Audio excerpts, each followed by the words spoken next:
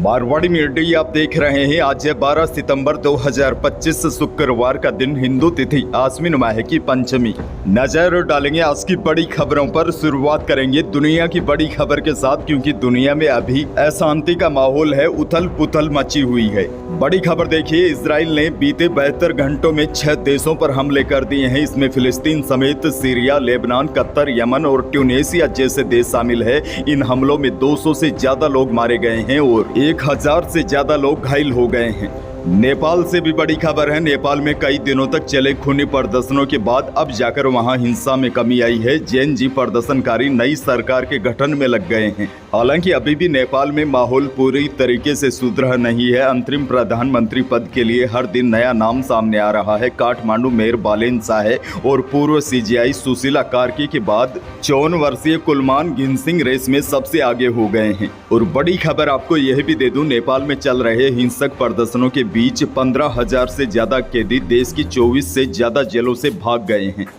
आगे बढ़ जाते हैं आपके लिए एक और बड़ी और काम की खबर। 350 सीसी के नीचे मोटरसाइकिलों पर जीएसटी 28% से घटकर 18% होने के बाद कई पॉपुलर मॉडल्स की बाइक 22 सितंबर से सस्ती हो जाएगी। और बड़ी बात तो यह है, इनमें Hero Splendor, Honda Shine, TVS Raider जैसी बाइक्स भी शामिल है। यह बाइक्स अब आपको करीब 13,000 रुपए तक सस्ती मिलेगी। वहीं 350 सीसी के ऊपर की 2 व्हीलर्स पर 40% टैक्स लगने के बाद यह बाइक्स करीब 40,000 रुपए तक महंगी हो जाएगी। वैसे जानकारों का कहना है हीरो स्प्लेंडर प्लस 6580 रुपए तक सस्ती हो सकती है। होंडा साइन 7036 रुपए तक सस्ती हो सकती है और बजाज पल्सर 124 8565 रुपए तक सस्ती हो सकती है। और हीरो HF डिलक्स 5683 रुपए तक सस्ती हो सकती है। बहरहाल आगे बढ़ जाते हैं। राजस्थान से बड़ी खबर। अजमेर डिस्कॉम के 14 जिलों में पहली बार ड्रोन उड़ाकर बिजली चोरी को पकड़ा जाएगा। पहले ड्रोन उड़ाए जाएंगे। ड्रोन से चोरी की जगह चिन्हित होने के बाद डिस्कॉम तत्काल कार्रवाई करेगा। ऐसे बिजली चोरों को पकड़ने के लिए डिस्कॉम ने यह नया प्लान तैयार किया है। बताया जा रहा है अजमेर डिस्कॉम ने अजमेर, नागौर, चित्तौड़गढ़, सिक्कर, उदयपुर, झुंझुनू, भीलवाड़ा, राजसमंद, बांसवाड़ा, डूंगरपुर, प्रतापगढ़, ब्यावर, डीडवाना, कुचामन सिटी और नीमका थाना, यहाँ पर ड्रोन के जरिए बिजली चोरी पकड़ेगा। सबसे पहले बिजली विभाग उन इलाकों की पहचान करेगा जहाँ बिजली चोरी की आशंका रहती है। फिर ड्रोन को उस इलाके में कुछ दूरी पर उड़ाया जाएगा और इसे पूरे इलाके में घुमाया जाएगा। ड्रोन में लगे कैमरे से बिजली चोरी करने वालों की पहचान की जाएगी। टीम मौके पर जाकर कार्रवाई करेगी।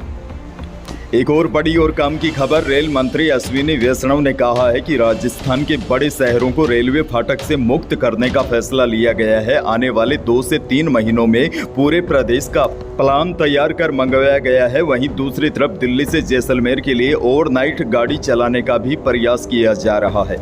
दरअसल रेल मंत्री अश्विनी वैष्णव गुरुवार को अपने 1 दिवसीय दौरे पर जयपुर पहुंचे थे। यहां पर कहा कि आने वाले दिनों में राजस्थान के बड़े शहरों को रेलवे फाटक से मुक्त करने का फैसला लिया गया है।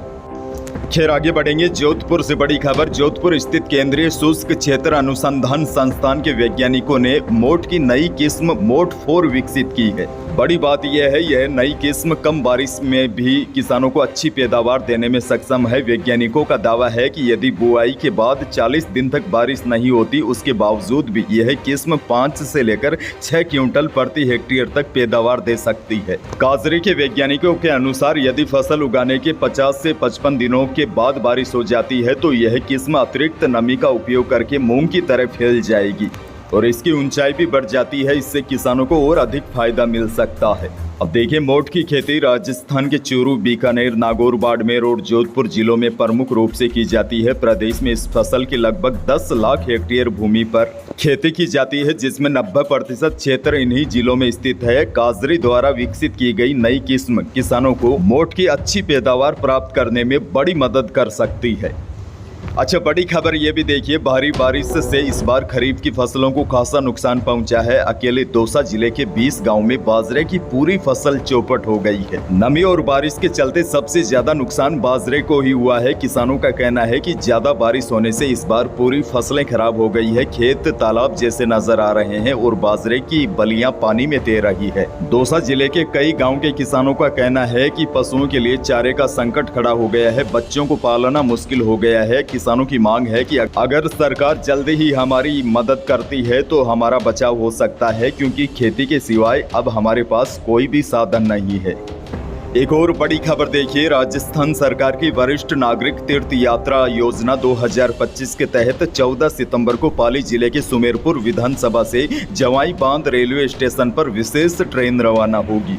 यह ट्रेन दोपहर 12:30 बजे जवाई बांध से चलकर पाली और जोधपुर होते हुए हरिद्वार, ऋषिकेश, अयोध्या, वाराणसी, सरनाथ पहुंचेगी। इस यात्रा में कुल 676 वरिष्ठ नागरिक शामिल होंगे। आपको बता दूं, इन यात्रियों को सरकार वरिष्ठ नागरिक तीर्थ यात्रा योजना के तहत फ्री में यात्रा करवा रही है। आगे बढ़ना होगा, बहुत बड़ी खबर। प्रदेश प्रभारी राधा मोहन दास अग्रवाल जयपुर में भाजपा की कार्यशाला को बीच में ही छोड़कर चले गए। प्रभारी को दूसरे सत्र में सीएम भजनलाल शर्मा के साथ मंच साझा करना था। दूसरा सत्र शुरू होने से पहले ही प्रभारी नाराज होकर कार्यशाला से निकल गए। इसके बाद दूसरे सत्र से मंच से उनकी कुर्सी को भी हटा दिया गया। कार्यशाला में सांसद, विधायक, जिला प्रमुख और पार्टी पदाधिकारियों की कम संख्या को लेकर प्रभारी नाराज हो गए थे। हालांकि कई मंत्री उनको मनाने की भी कोशिश करते दिखे, लेकिन वह निकल गए। एक और बड़ी खबर देखिए, पूरा का पूरा नेपाल इन दिनों हिंसा की आग में झुलस रहा है और इसका सीधा असर राजस्थान के लोगों पर भी पड़ा है। खास तौर पर शेखावाटी के प्रवासियों की दशकों की मेहनत को राख में बदल दिया है। दरअसल झुंझुनू, सिक्कर और चूरू के लोग लंबे समय से नेपाल में कारोबार और सेवा कार्यों में अपनी पहचान बना चुके हैं, लेकिन अब हालात ऐसे बन गए हैं, उनकी सुरक्षा, कारोबार और भविष्य तीनों पर प्रश्न चिन्ह खड़े हो गए हैं। इनकी सेवा संस्थानों और व्यापारियों की दुकानों को जला दिया गया है। इससे करोड़ों का नुकसान तो हुआ ही है, साथ ही में व्यापार भी प्रभावित हुआ है। एक और बड़ी खबर, राजस्थान सरकार का एक और बड़ा फैसला। महात्मा गांधी इंग्लिश मीडियम सरकारी स्कूलों में अब हिंदी मीडियम में भी पढ़ाई करवाई जाएगी। शिक्षा विभाग ने प्रदेश में स्टूडेंट की डिमांड के बाद यह फैसला लिया है। माध्यमिक शिक्षा निदेशक सीताराम जाट ने बताया कि पहले चरण में प्रदेश के 98 स्कूलों में यह सुविधा दी जाएगी।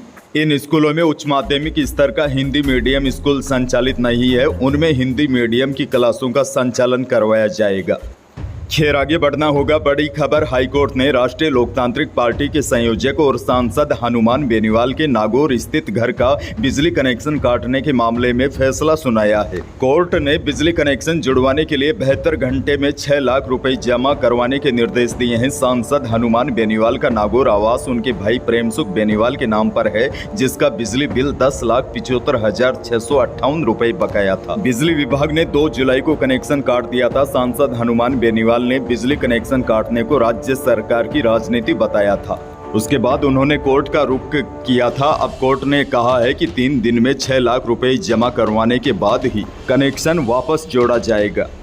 बीकानेर से बड़ी खबर, यहाँ एसीबी की टीम ने बड़ी कार्रवाई की है। एसीबी की टीम ने छापेमारी कर थाने में कार्यरत सहायक उप निरीक्षक यानी कि एएसआई अरुण मिश्रा को रिश्वत लेते हुए रंगे हाथों गिरफ्तार किया है। आगे बढ़ेंगे, एक और बड़ी खबर। औद्योगिक मांग बढ़ने से जयपुर सराफा बाजार में गुरुवार को चांदी 300 रुपये बढ़कर 1,27,800 रुपये प्रति किलो तक पहुंच गई। इसके विपरीत शुद्ध सोना 100 रुपये सस्ता होकर 1,12,200 रुपये प्रति 10 ग्राम रहा और जेवराती सोना यानी कि 22 कैरेट सोना भी 100 रुपये टूटकर 1,04,600 रुपये प्रति 10 ग्राम रहा। कोटा से बड़ी खबर देखिए, राजस्थान के कोटा जिले के कुन्हाड़ी इलाके में एक 7 से 8 फीट का मगरमच्छ चंबल नदी से भटककर रिहायशी क्षेत्रों में पहुंच गया, जिससे स्थानीय लोगों में दहशत फैल गई। रेस्क्यू टीम ने बड़ी मुश्किल से मगरमच्छ पर काबू पाया। दरअसल पूर्वी राजस्थान के कई जिलों में नदी नाले उफान पर है, ऐसे में रिहायशी इलाकों में मगरमच्छ घूम रहे हैं। अच्छा, मौसम को लेकर भी बड़ी खबर आपको दे दूं। राजस्थान में मानसून की बारिश का दौर फिलहाल के लिए थम गया है। राज्य के सभी शहरों में गुरुवार को आसमान साफ रहा। दिन में कई जगह तेज धूप रही। इससे अधिकांश शहरों में अब दिन के तापमान में बढ़ोतरी हुई है। हालांकि बड़ी जानकारी आपको दे दूं, 17 तारीख के आसपास एक हल्का मौसमी सिस्टम बनने से प्रदेश के कई भागों में हल्का बारिश का दौर देखा जा सकता है, लेकिन फिलहाल राज्य के अधिकांश भागों में मौसम शुष्क रहने और केवल छुटपुट स्थानों पर ही की हल्की बारिश होने की संभावना है। 17 सितंबर से दक्षिणी पूर्वी व पूर्वी राजस्थान के कुछ भागों में बारिश का एक छोटा स्पेल शुरू हो सकता है। इसके असर से 17 सितंबर को प्रदेश के अधिकांश भागों में बादल वगैरह छा सकते हैं। तो यही थी प्रदेश, देश और विदेश की कुछ बड़ी और महत्वपूर्ण खबरें। वीडियो को लाइक करना बिल्कुल न भूलिए और चैनल पर नए हैं तो सब्सक्राइब जरूर कीजिए ताकि आप अपडेट रहे बड़ी और काम की खबरों से। धन्यवाद।